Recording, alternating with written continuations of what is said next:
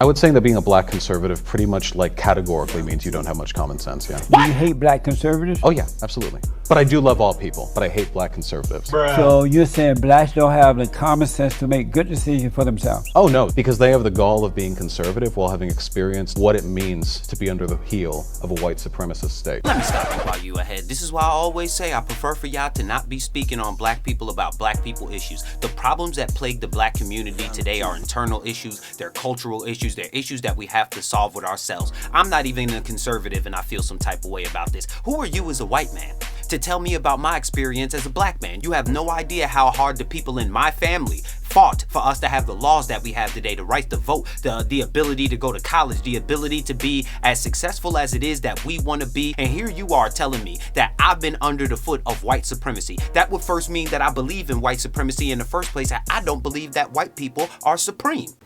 The main thing holding black people back at this point is the mindset. We don't want to let go of the wigs, the weaves, the lashes. We don't want to let go of the lingo. We don't want to let go of the music. We accept that all of this is our culture, but you cannot go back in the past and find me where grandma had a bunch of friends that was shot dead and killed. You won't find me where most of granddad's friends was shot dead and killed. You won't show me where our ancestors was tatted like the Mexican mafia. You won't show me our ancestors with face tattoos. You won't see any of this nonsense, but we accept it and perpetuate it as if it's our culture and it's something to be proud of. It's not nothing to be proud of. When we go do business with the black people in South America, you think they want to see us like that? The black people in Africa, you think they want to see us like that? There are things we're gonna have to throw away in order to move on as a culture. If not, then stay back with the rest of the fucking losers. What advice do you have for, I guess, a young black guy that's always like, the world always seems like, black people are always like, you always gotta face this, face that.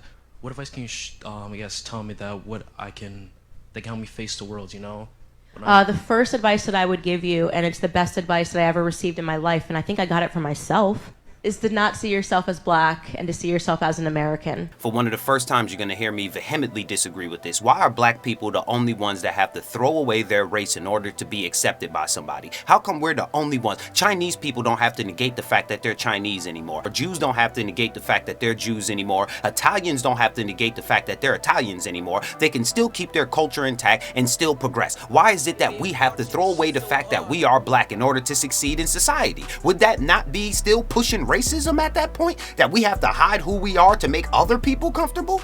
What I found to be really incredible about my sit down with these professors is the one who says that he identifies as black, even though he's clearly mixed. He almost ignores the fact that he's white. Why is that a recurring theme? Why is that when people are mixed, they only want to identify as black? If blackness is almost synonymous with oppression, wouldn't you want to identify with privilege to make your life easier? I'm being facetious. I obviously know the answer to this question, and you do too. The truth is that if you are black, you are afforded certain advantages in American society because we are race obsessed. Let me stop you while you ahead. There are no benefits to being black. See, this is where I wind up with a lot of disagreements with her, where she takes these talking points from white folks and try to appropriate them shits to black people. Black people from the hood ain't saying nothing about this. Black people in the hood don't know anything about affirmative action. They're not even thinking about college, let alone affirmative action. There's nothing easier about being black, especially after the stigma that we've put on ourselves, the self-inflicted damage that we've done to ourselves. There's nothing easier about being black. The brown ladies that, they have their hair braided, each little sections, and I want you to do that with my hair. Yeah, no, you don't get to appropriate people's culture just because you think it looks pretty.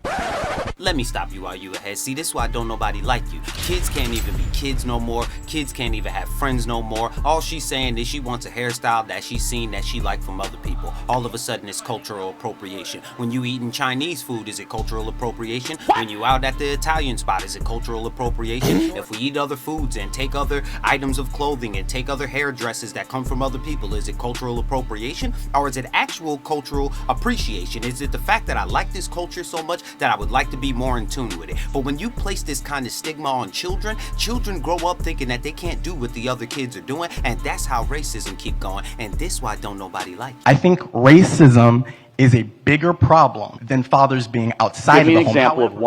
Let me stop you while you ahead. And also, for about the 100th time, I would like for the LGBT community and these crazy ass white women to stop speaking for black folks. Racism is not the reason that the incarceration rate is so high. The thing that relates to the high incarceration rates is lack of fatherhoods. The reason that men have become so emotional that they're blowing each other away over stepping on each other's sneakers and a whole bunch of other nonsense, that's because of lack of fathers. The reason that women are growing up and being overly promiscuous is because of lack of fathers. None of that has to do anything with racism, and we're not going to fix the black community if we keep on lying about what is the underlying cause of the problems in the black community. Thank you.